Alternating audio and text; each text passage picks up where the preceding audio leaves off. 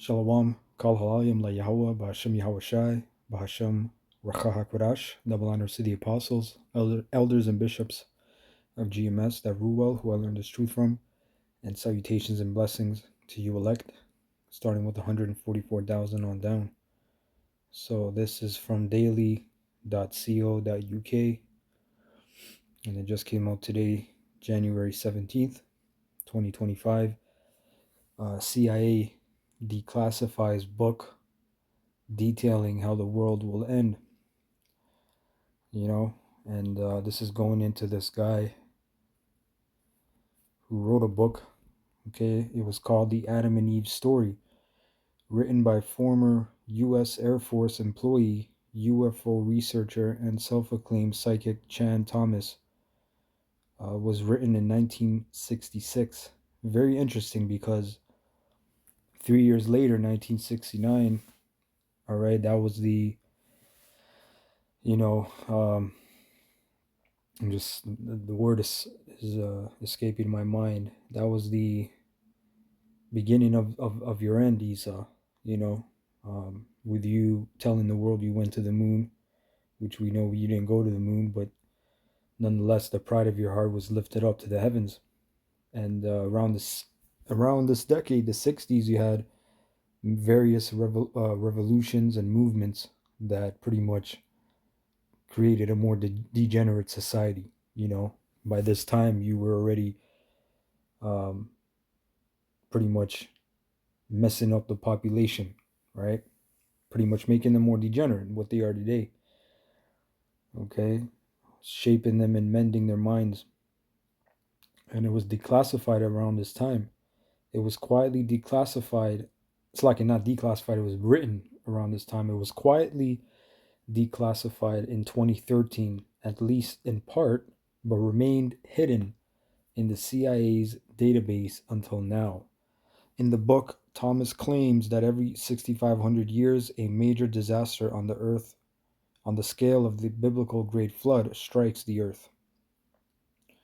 While experts debate the exact date of that flood in the book of Genesis, Thomas asserts that it happened roughly 6,500 years ago, and there is some archaeological and geological evidence to support that claim, and that shows you that Esau's higher ups, they know what's up because they are privy to certain information, certain intel knowledge that the elites have when they go and get their archaeologists and their historians and they say, look, we need the record for this.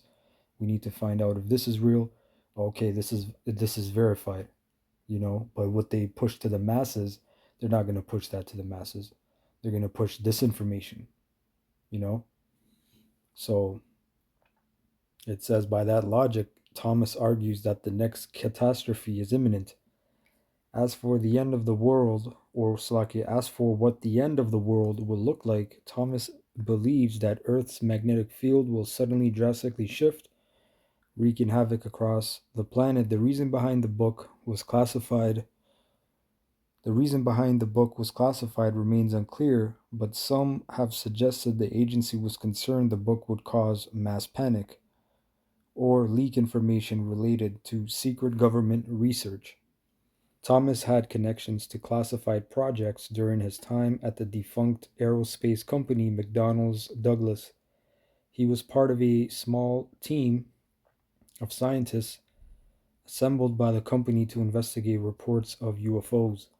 While there are no official records of Thomas working directly for the CIA, the agency's secrecy agreement means past employees need to get approval before publishing books and other works of communication.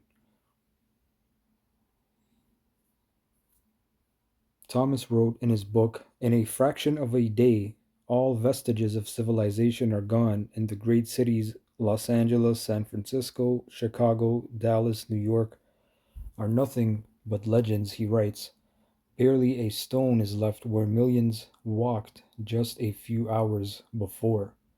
The first chapter, titled "The Next Cataclysm," starts with, like Noah's 6,500 years ago, like Adam and Eve's 11,500 years ago. Now that's pretty much spot on because, the Earth, the planet, is around that age, right? That 13,000 to 14,000 year range, right? That's written in the book of Second Esdras. Okay, because you had the first 7 days, which Christians, a lot of them don't even understand that each day represented 1,000 years. So that was already from the first to the seventh day. That's 7,000 years, right? And then you already had people, but then you had the Adamites, and Adam as the high priest, if you will, the king, the leader, if you will. Um, he was given the honor to name all the animals, and probably did many other things we don't know about. But you had from that 7,000 years, then you had Adam to the present day.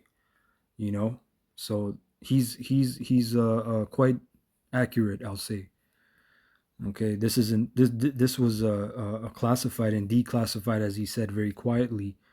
For not for no reason, because a lot of this stuff, pretty much what we're gonna get into, he's gonna pretty much tell you that in not so many words, but if you're a man of the Lord, if you're a seer, if you have eyes to see, you can really see he's talking about the missiles, okay, thermonuclear destruction.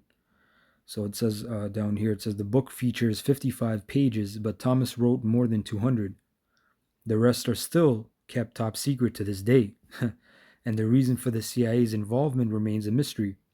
The apocalyptic tale begins with the destruction of California, explaining how winds with the force of 1,000 armies will shred everything in sight with its supersonic bombardment.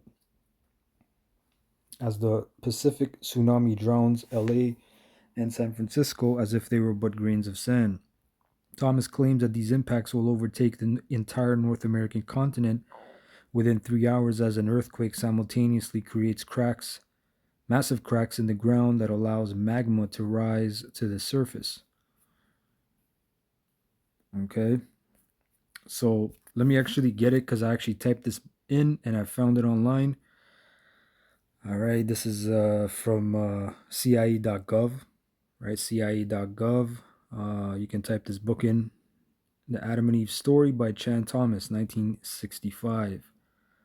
Right, the next cataclysm, chapter 1. So it says, with a rumble so low as to be audible, growing, throbbing, then fuming into a thundering roar, the earth starts only. It's not like any earthquake recorded in history, or Slakia. It's not like any earthquake in recorded history. In California, the mountains shake like ferns in a breeze. The Pacific rears back and piles up into a mountain of water more than 2 miles high, then starts its race eastward. With the force of 1,000 armies, the wind attacks, ripping, shredding everything in its supersonic bombardment. The unbelievable mountain of Pacific seawater follows the wind eastward, bearing Los Angeles and San Francisco as if they were but grains of sand. Nothing but nothing stops the relentless, overwhelming onslaught of wind and ocean. Now, what's that wind he's talking about? All right, that wind. Hold on.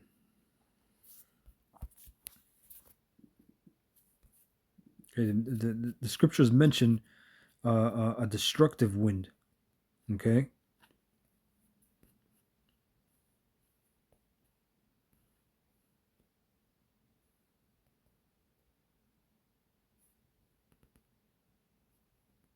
One second, bear with me.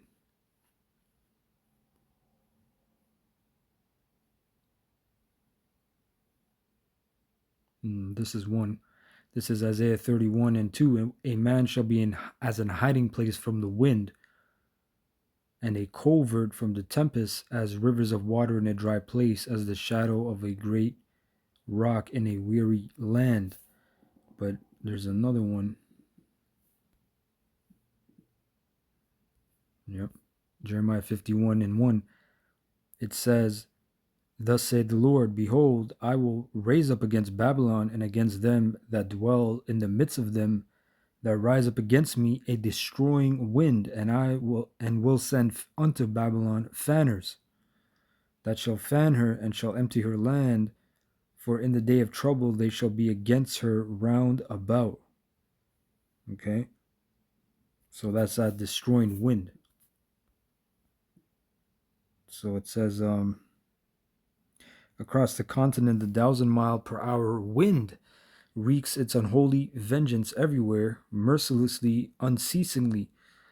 Every living thing is ripped into shreds like being blown across the countryside, and the earthquake leaves no place untouched. And that's very true because, look, he mentioned earthquake a few times. Let me get this scripture.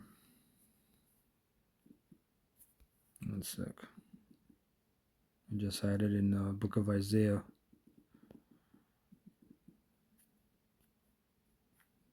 Isaiah 29. Now this is going into what the Most High calls, he calls Israel by another name, Ariel, which is Ariyah Allah, which means lion of the Most High. Okay, but that Ariel is just another word, just like what's that scripture? Jezreel or Jeshurun wax fat. The book of Deuteronomy from if my memory serves me correctly.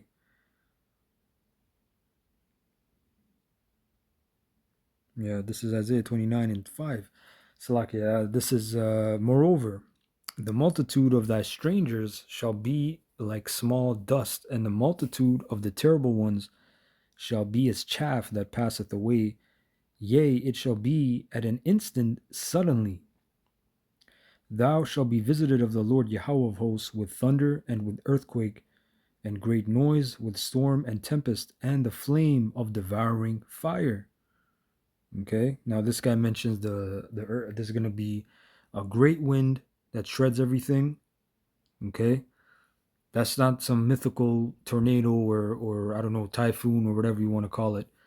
That's dealing with the missiles, the great wind. He said there's going to be a great earthquake, which is going to be caused by what? The missiles.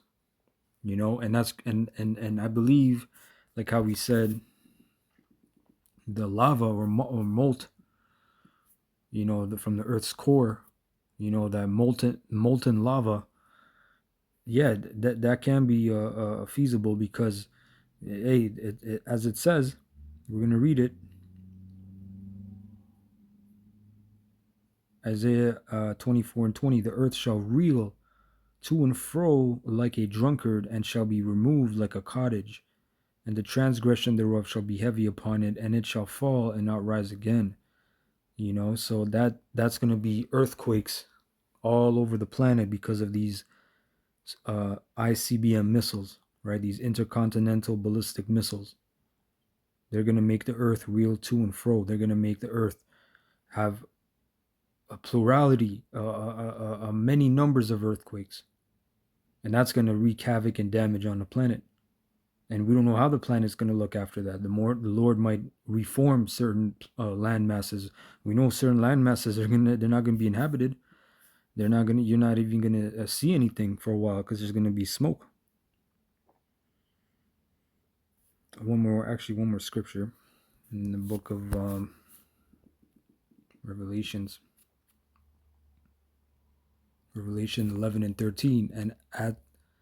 And at the same hour was there a great earthquake, and the 10th part of the city fell, and in the earthquake were slain of men 7,000, and the remnant were affrighted and gave glory to the power of heaven. Right? So that earthquake, man, it's going to be a great earthquake. It's going to be multiple earthquakes. Okay, because the earth is going to quake because of these missiles, man, dropping everywhere, mainly upon America.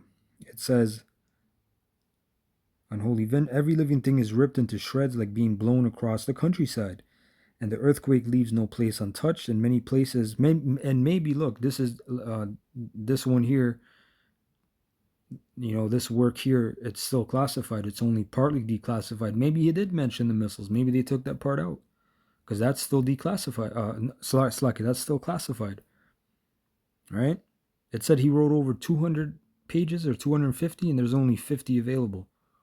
So there's a reason why they would be hiding such information. because from 1966, 55, 60, sorry, it was 65, 66 around there. This work was published, but it was classified. And then you had the Men of the Lord shortly go out from the late 60s, really the 70s, 80s, 90s up until today. So the CIA, they see these things, so they don't want to maybe declassify this for that reason, because it may go into the missiles. We don't know, right? But this guy clearly, if you can see with a spiritual lens, he's talking about the missiles. Okay, it says, and the earthquake leaves no place untouched. In many places, the Earth's molten sublayer breaks through and spreads a sea of hot liquid fire to add to the Holocaust. Within 3 hours, the fantastic wall of water moves across the continent, burying the wind-ravaged land under 2 miles of seething water, coast to coast. In a fraction of a day, all vestiges of civilization are gone, and the great cities Los Angeles, San Francisco, Chicago, Dallas, New York are nothing but legends. So this guy, in a way, he just, he prophesied that America, Babylon the Great, will be but a legend. It will be nothing more. Okay, there's nothing left. Barely a stone is left where millions walked just a few hours before. Hey, Barakateh Yahweh, Barakateh Shai. That day is very, very, very speedily approaching. Anyway, hope you're edified with that. Kal halayim la Yahweh Bashem Yahweh Shai. Shalom to the elect.